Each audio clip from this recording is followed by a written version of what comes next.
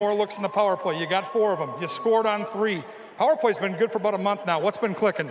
Yeah, I think we're just moving it quick and making a simple play, and we're not trying to be too cute with it. And I think it goes a long way out there, and we've been finding the back of the net, so hopefully we keep that going. I'm certain you're a handsome devil. You've had some great Valentine's Day, but where does this one rank? Oh, this is up there for sure. We loved watching you. Congratulations. Yeah, thank you. Matt Boldy. Yeah. My favorite. It's Judd's Hockey Show. All right. Zolgad, Declan Goff, Judd's Hockey Show. And that handsome guy, Matt Boldy, hat trick last night, Declan Goff, an assist, 4 points. Fantastic game. 7-4, the Wild beats the Wings. The Wild now improving to, just to put into context how good this team is right now. I think they're 8-1-0 in their past 9 games. The only loss being to the Jets, who they're going to play again on Wednesday night. The Wild now sits in second place in the Central, 63 points to Colorado's 72 points. A winning percentage, though, in 44 games of .716 is the second best in the Western Conference. And look, I thought Matt Boldy would be good. Like I've liked him since I saw him in the World Juniors a couple of years ago. And so I thought he would be a effective, good player. He sees the ice well. He's got a skill set that looked like it would translate. But I'm also the same guy who way back when said, Charlie Coyle looks really good. Charlie Coyle, power forward extraordinaire. He's going to be great. And he was good at times. And then he was not good at times. He was, no pun intended, wildly inconsistent. Matt Boldy has a skill set and an ability to replicate that skill set on a consistent basis thus far that is extremely impressive. And he's not a superstar Dex like Kaprizov is, but I will say in his short time here, I am running out of superlatives to put beside this guy's name because he seems to be progressing and improving. And I don't know where the ceiling is, but I don't think he's hit that yet. And that's damn impressive. Yeah, that's the scary thing. I don't think he's on the same level as Charlie Coyle at all. I think he's above it. I think he's incredibly talented. You know, I guess you can potentially make the case that, you know, yeah, he's not Kaprizov, but he's complimentary to Kevin Fiala. You know, he can just he makes his own plays. Him and Fiala in general have continued to have insane chemistry while on the ice with one another, which has been phenomenal for that line. I mean, Frederic Gaudreau's reliable and he's solid. He's not going to wow you with this play, and to be honest, maybe he kind of is the buffer for those two, considering that, you know, they're not liabilities defensively, but they can obviously make their screw ups here and there. So I think in general, both of them together, they complement each other so well, and it's not a coincidence that Kevin Fiala's game has had a insane uptick since Matt Boldy was recalled, and both of them have just been on fire over the course of that time.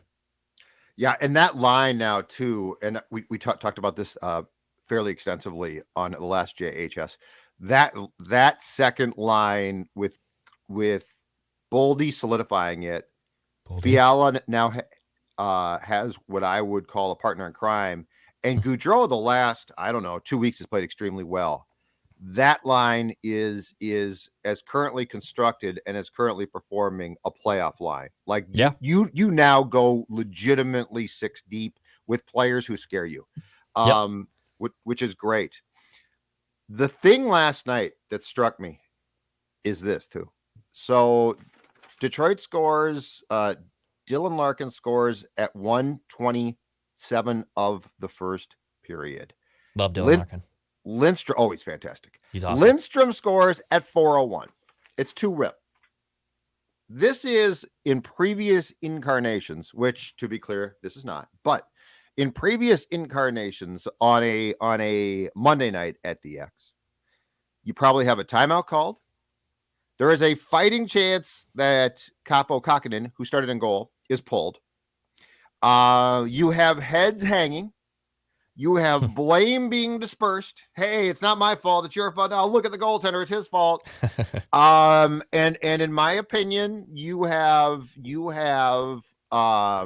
let me go through this to get this correct. You have a 5-1 deficit in the third period that the Wild then wakes up in the third and scores 2 goals and almost scores a fourth. And oh my God, we almost had a furious rally, right? Like that's this team, or that was this team. Last night, Dex, it's 2-rep. I honestly never felt like there was no, oh boy, or oh no. It was literally like, oh, okay. When are they going to tie it? And to take it a step beyond that, when are they not only going to tie it, but take the lead? Like the feeling around this team is so incredibly different. They didn't panic. Dean was asked post-game of, at 2-0, did you consider a timeout? He said, no. The players, his words were this, the players have to figure it out too. And sure enough, you just came back.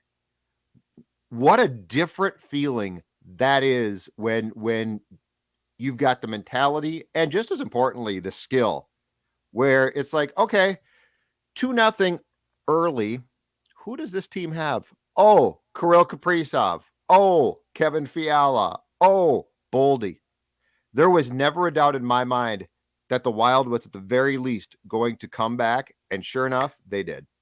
Yeah, I mean, that's just a testament to how damn good this team has been all season. Detroit's nothing special. They're not as poor as I thought they'd be. They're getting better. They're going to get better. I like them. Yeah. And in general, even for the last 3 minutes of that third period where Detroit pulls the goalie again, the analytics pull the goalie early. You're down 2 goals. Yeah. You may as well don't wait, just pull it now.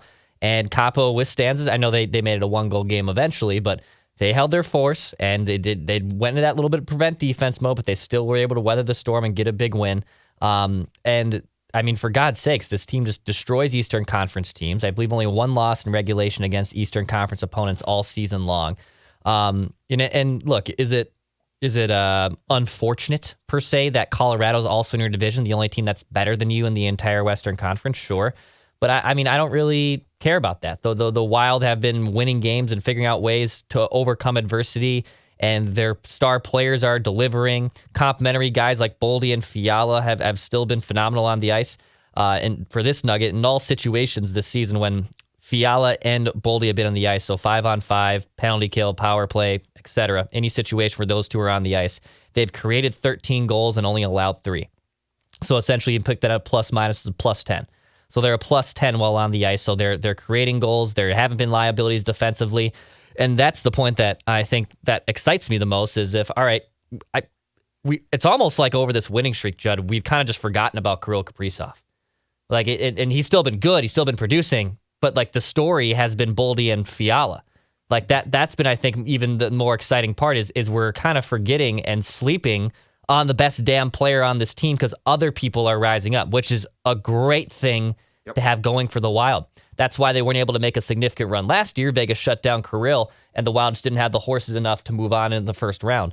Now, I mean, I know the Blues in general have given the Wild fits this year, and in fact, if they meet the Blues, that's not a gimme by any means. I think the Wild win that series, but it's certainly not a gimme. The St. Louis has size and can slow you down and can potentially be a problem for you. But I feel for the first time in about, 6-7 years that I feel confident the Wild aren't just going to be a nice little playoff team. They can actually legitimately compete and make a run in the Western Conference. Here's what I like, and it's not completely true, but it's I believe right now more true than it probably has been in the 20 plus year history now of this franchise, Declan. The thing that I like is everything for the most part that the Wild has to offer translates to the playoffs, which is not always true. The mentality does. The style of play, I think, can. I look at Boldy and I see a guy that I think in how the postseason changes, he might not be a force, but he's built for it. That's what I really like. Like because we've all seen teams where we say that is a regular season juggernaut, right? But, and the but is how does this team's play translate to the playoffs? Because in the playoffs, things change. With the Wild, sure, there's flaws. And yes, there are definitely an area or two where it would be nice to solidify. But I also don't look at certain lines and say they're screwed. Like they are screwed. Like Kirill Kaprizov, playoff wise, I think that he is. I think that with what the Golden Knights did last spring, he learned, which is great. But if you can get the Hartman and Gaudreau lines both going again, it's going to be in a playoff. Someone's going to have to pick their poison. Okay, we are going to focus on 97, 36, 38. Okay, that's cool. But if Boldy and Gaudreau and Fiala are playing well, what's your comeback to them? So, like, I look at this team and I see a team that I think can be as good or actually more dangerous in some ways in the playoff style, which is an incredible statement because I don't think I've ever thought that about this team previously. There's always been several buts. This team's not built right. The mentality's not right. So this is the first time that I look through this roster, 4 lines deep, defensive pairings when healthy. And right now, the most important thing, goaltending. Capo got off to a rough start a bit, and he just came right back. Like I really, really like how this team is playing. And unless I'm totally wrong here or they go in the tank, which I don't foresee, I really believe that when this team gets into the playoffs, that they've got a chance because most everything that they do translates to that game, which, make no mistake, is a different game than what we watch throughout the course of the season. This is the conundrum they get to face now. I mean, do you want to add something at the deadline, or do you not want to? Do you not want to give up significant assets because you like where this room is gelling? I personally still like to believe you need more skill if you're really going to win 4 rounds right now. I know Frederick Gaudreau has been reliable and basically been a very important piece to Dean Evison and Bill Guerin's plan. I get that. And if you take him away, does that disrupt the chemistry between Boldy and Fiala? Maybe, but isn't it just easier to say that if you plugged in a more talented person, let's call it Claude Giroux, and in general, that line would be even better? And I know Giroux is playing more wing than he's playing center, but he still takes draws and he still can. Really and to the point that we've made before, it's not that you just need a true center to go up and down there's playmakers all over that line. So I'm curious what they're going to do here because I understand. Like, I want them to make a move, but I could hear the case why they wouldn't do it. I don't think that you make a move that impacts the core of this team. So like that's why I believe a player who has term left on his contract is not going to be an option here, because I don't think there is no way on God's green earth that you trade Fiala. Like, okay, we'll throw in Kevin now this summer. Absolutely. Maybe. But I don't see that. Giroux's intriguing. 2 reports I've seen off that. One is that the Flyers' asking price is a first-round pick, which is fine, and a prospect. He has no term left. He is a true rental. I believe it was Adrian Dater, who covers the Avs last night, had a report that Claude Giroux's first choice is the Avs. Now, he's got a full no move. He can dictate this. So if he tells Fletcher, I'm going to the Avs or I'm not going, Fletcher has to work out a trade there. That being said, it sounds like possibly the second team or in the next tier of teams pretty high, the Wild. If I was Bill Guerin and I could trade a first round pick and a prospect, and I'm not talking Boldy, I'm not talking Rossi, I'm not talking Wallstead, but after that, if I could trade a prospect for a rental, I would. I do not want to upset the chemistry. I think Giroux, because he's been captain of the Flyers for quite some time, would step in and be fine here. I also am not going, though, to make a trade for a player who I think might be a slight upgrade on Gaudreau, because I'm not going to cost a guy his job on a wish of this guy might be better a little bit. So that's where it's a balancing act. Giroux, I think there's no question. If you went to Dean, who, by the way, loves Gaudreau, he thinks he's great. If you went to Dean and said, we are going to get you Claude, I think Dean would be like, oh, it's on. That's great. Yeah. If you go to Dean and say, we're going to get you this guy who might be an upgrade on your guy Gaudreau, we're not really positive, but we think, it's a problem. Because I think that's not going to be well received in that room. So my point being is I think that there is a small list of potential rentals that I would definitely pursue, but I'm not going to make a trade for the sake of a trade and appearances. And it's my belief that Bill Guerin would not go that path, because I don't think Bill Guerin, to his credit, cares what people think. Like, no, he didn't make a trade. He doesn't give a damn.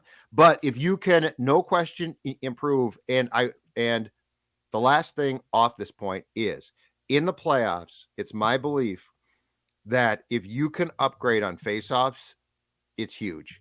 Because there are certain times that you have to win draws. And go back and watch the last draw, Saturday night, Dex, against Carolina.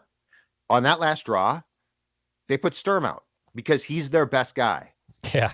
And Dean said post-game there was some debate in the coaches' room after if that was the right call, because Sturm ultimately is not the guy you want out there on the ice at that time once the draw is done. Yeah. And so don't underestimate the importance, if you are planning to make a playoff run, of the fact that it sure would be nice to have a definitive center to say, on big draws, our zone, 16 seconds left in a tight game, this is the guy that's going to take the draw for us.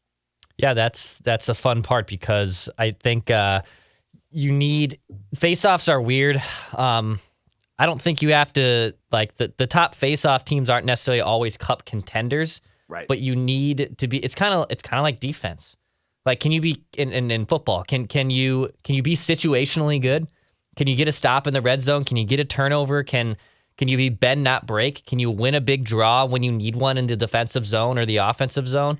And Giroux, Giroux is playing more wing, because I know we've gotten some blowback that, well, he's actually not a true center. He plays more wing now the last few years of Philadelphia. He still takes draws. Yeah. So, and the Wild need someone who can win a damn draw like that. And to be honest, look, Ryan Hartman's been fine, but like, imagine if you need to win a draw and you have Giroux, Kaprizov, Zuccarello, like you can mix it. There's the possibilities to mix and match in that key situation are endless almost now, because now you have legitimate offensive playmakers outside if you added Giroux. So I agree.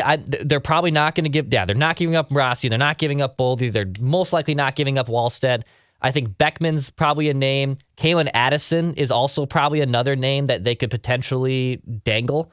That would be a dangerous one, because if you moved on from Dumba, you're basically one defenseman away from now all of a sudden that D-core looks a little bleak. And Jordy Benn's a good soldier, but Jordy Benn is not someone I want out there. And he was horrible last night. That first period last night was awful. So trading away someone like Kalen Addison could be tough. Now, I mean, look, they found John Merrill on the scrap heap. They obviously got Kulikov off the scrap heap. They last year got Ian Cole in a nice trade. So you can find nice bottom six dudes. Those guys exist all over the place. You put Jordy Benn in that bin even. But if you traded away Kalen Addison, which I think, most teams would take in a trade, because he's honestly ready to play right now.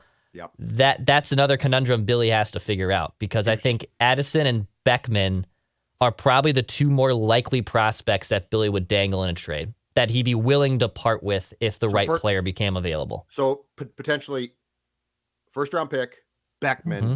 Yeah. And look, and the only good thing, and I mean this, the only good thing, and it's still not great, is this. The Avs are basically up against the salary cap as much as the Wild is going to be the next 3 years. So not right now. And Giroux's cap hit is high. So as a rental, basically the Avs would have to sweeten that trade so much to get Chuck to pick up a good portion of Claude's contract. So like Colorado would have to give up a ton, and that would be the hope that would kill that potential trade. The Avs saying we can't. So short of that, if he goes there, my God, the only thing, and I will continue to go back to it, and this guy has played well at times this season, but I still think in a playoffs, it's dicey, is if the Avs don't make a move to improve in goal, I think they're at least vulnerable. Yeah, I'm just going to continue to hammer the point that I don't know if Darcy Kemper, because the pressure there now is so high. Like they are going into the playoffs as this is the cup team, right?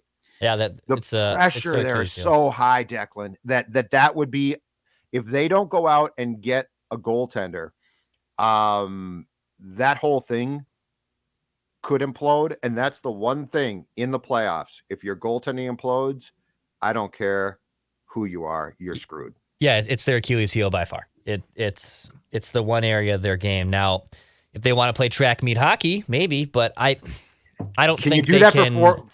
for an extended period though, like a series. I agree with you. No, you can't. Like a whole series, and especially if Talbot plays well, right? Yeah. And Darcy is playing against the Wild, and Darcy, it would get in Darcy's head. And now he's like, oh my God, I've got to make saves too. I've got to play great. And he doesn't. I'm just saying. So I don't think Giroux to the Avs is done. And I think that there might be some things that Colorado and their GM Joe Sakic would explore there, as far as, is Claude Giroux the best guy that we could possibly add from a position standpoint? But that's the type of guy I think that the Wild, if the Wild's going to make a trade before the deadline on March 21st, that's the type of guy.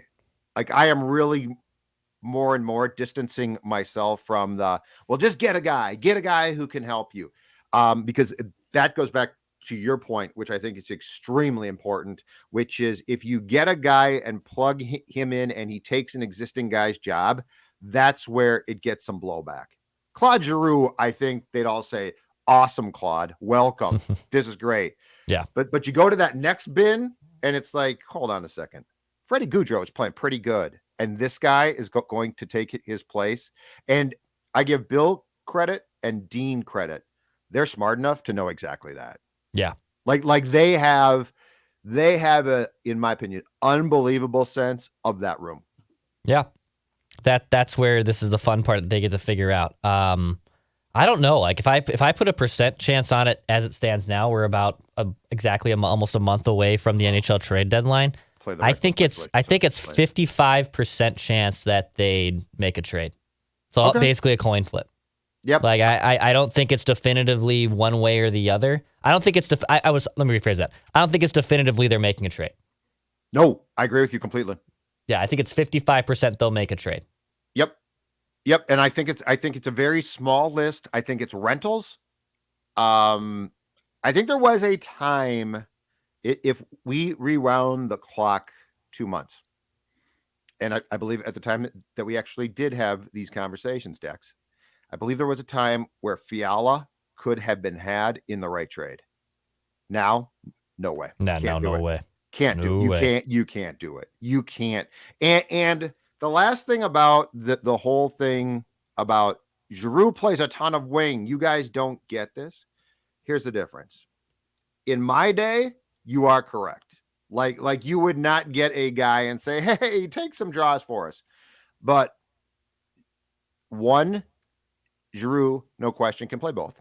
Two, he is a guy in this game now where Zuccarello, Boldy, the sport's positionless. The center's responsibility is defensive. That's very true. But like it used to be, the center will facilitate for the wings to make plays, right?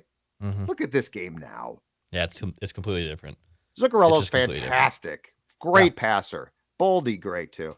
Hey, Chill Boys, my man. Chill Boys. I love my Chill Boys. Let's talk about the comfort that I and you probably, although I don't want to get too personal here, are feeling right now because chillboys.com, Declan, not only delivers the long johns that are the most comfortable ones I've ever worn, but let's talk about bamboo fabric. Let's talk about boxers that bring comfort. And let's talk about Declan Goff, a guy who flat out said when this endorsement started, I don't really know about these. And now you're singing a different tune.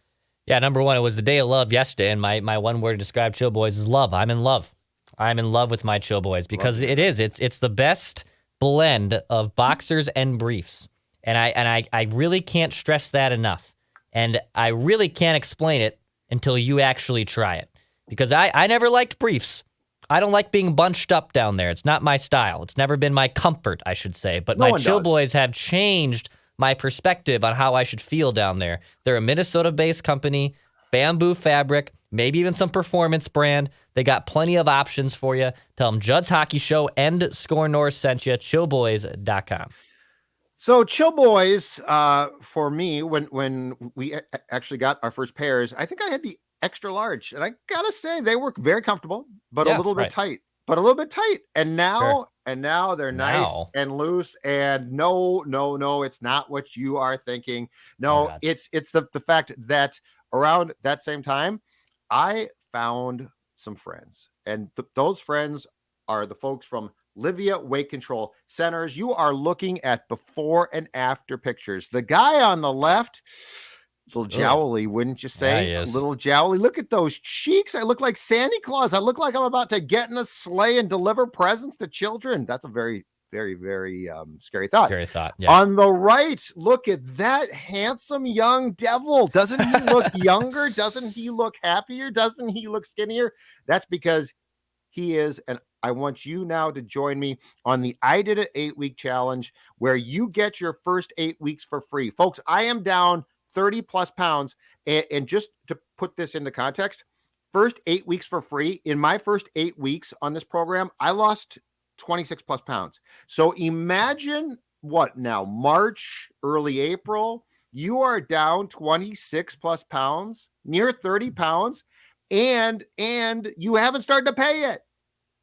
And now you're saying, Judd, tell me more. Give me the information.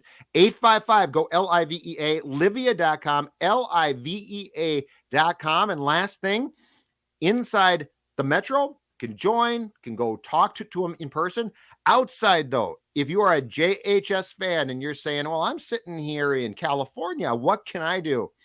LIVEA.com, Zoom consultation, fantastic. The food that you do use can be sent to you. So don't despair, lose the weight, Livia.com. And to close, hit that subscribe button on our YouTube channel for daily Minnesota sports entertainment. And as we always do, which we've always done on this show, we always turn to Billy Gearing because this is about one thing. Listen, you guys know what this is all about, right? Right? What's it all about? Spurgey? Hard work and having fun. That. This is about winning.